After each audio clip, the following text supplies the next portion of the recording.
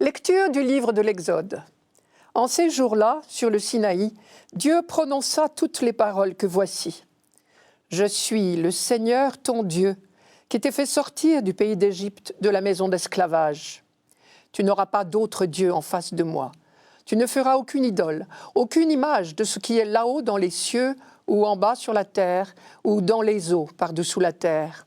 Tu ne te prosterneras pas devant ces dieux pour leur rendre un culte.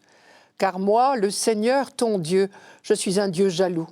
Chez ceux qui me haïssent, je punis la faute des pères sur les fils, jusqu'à la 3e et la 4e génération. Mais ceux qui m'aiment et observent mes commandements, je leur montre ma fidélité jusqu'à la 1000e génération. Tu n'invoqueras pas en vain le nom du Seigneur ton Dieu, car le Seigneur ne laissera pas impuni celui qui invoque en vain son nom. Souviens-toi du jour du sabbat pour le sanctifier. Pendant 6 jours tu travailleras et tu feras tout ton ouvrage. Mais le 7e jour est le jour du repos, sabbat en l'honneur du Seigneur ton Dieu. Tu ne feras aucun ouvrage, ni toi, ni ton fils, ni ta fille, ni ton serviteur, ni ta servante, ni tes bêtes, ni l'immigré qui est dans ta ville. Car en 6 jours, le Seigneur a fait le ciel, la terre, la mer et tout ce qu'ils contiennent. Mais il s'est reposé le 7e jour. C'est pourquoi le Seigneur a béni le jour du sabbat et l'a sanctifié. Honore ton père et ta mère, afin d'avoir longue vie sur la terre que te donne le Seigneur ton Dieu. Tu ne commettras pas de meurtre, tu ne commettras pas d'adultère, tu ne commettras pas de vol, tu ne porteras pas de faux témoignages contre ton prochain, tu ne convoiteras pas la maison de ton prochain, tu ne convoiteras pas la femme de ton prochain, ni son serviteur, ni sa servante, ni son bœuf, ni son âne, rien de ce qui lui appartient. Nos frères juifs appellent ce texte les 10 paroles, et non pas les 10 commandements, car la première parole n'est pas un commandement. Or, elle est la plus importante, je vous la rappelle. Je suis le Seigneur ton Dieu, qui t'ai fait sortir du pays d'Égypte, de la maison d'esclavage. Ce verset constitue le prologue, et les commandements suivent.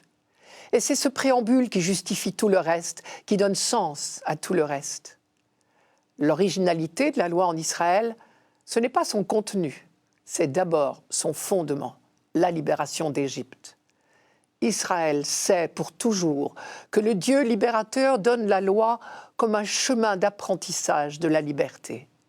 Et donc on peut lire chacun des commandements comme une entreprise de libération de l'homme de la part de Dieu, ou si vous préférez, une méthode d'apprentissage de la liberté pour l'homme. C'est le sens pour commencer de l'interdiction de l'idolâtrie. Tu n'auras pas d'autre Dieu en face de moi. Et tout au long de l'Ancien Testament, les prophètes, les uns après les autres, se feront les champions de la lutte contre toute idolâtrie. Et ils auront bien du mal. Aujourd'hui encore, ils auraient bien du mal peut-être. Parce que finalement, la définition d'une idole, c'est ce qui nous occupe au point de faire de nous ses esclaves. Ce peut être une secte, mais aussi l'argent, le sexe, une drogue ou une autre, la télévision, ou toute autre occupation qui finirent par remplir le champ de nos pensées, au point de nous faire oublier le reste. Tu ne feras aucune idole, aucune image de ce qui est là-haut dans les cieux, ou en bas sur la terre, ou dans les eaux par-dessous la terre. Oui, parce que toute image de Dieu est interdite, parce que toute image serait fausse. Et d'autre part, on ne peut pas posséder Dieu. Dieu est le tout autre, l'inaccessible. C'est par pure grâce, gratuitement, qu'il se fait proche de nous.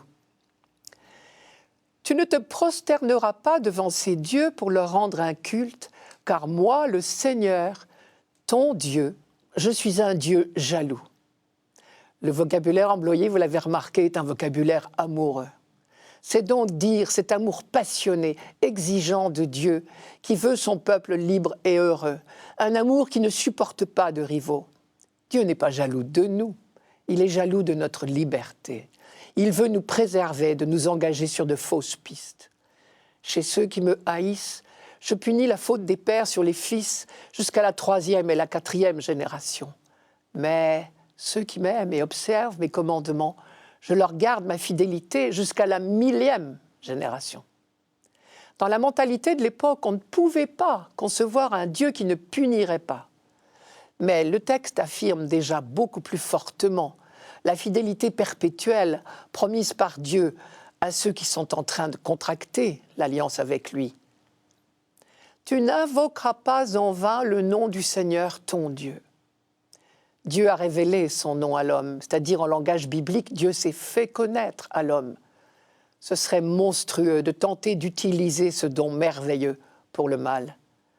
Et comme Dieu n'a aucun contact avec le mal, ce serait se couper de Dieu, se condamner soi-même. Et c'est le sens de l'expression « car le Seigneur ne laissera pas impuni celui qui invoque en vain son nom ». Les premiers commandements concernaient notre relation à Dieu. Viennent ensuite les commandements concernant notre relation à autrui, les parents d'abord, puis tous les autres.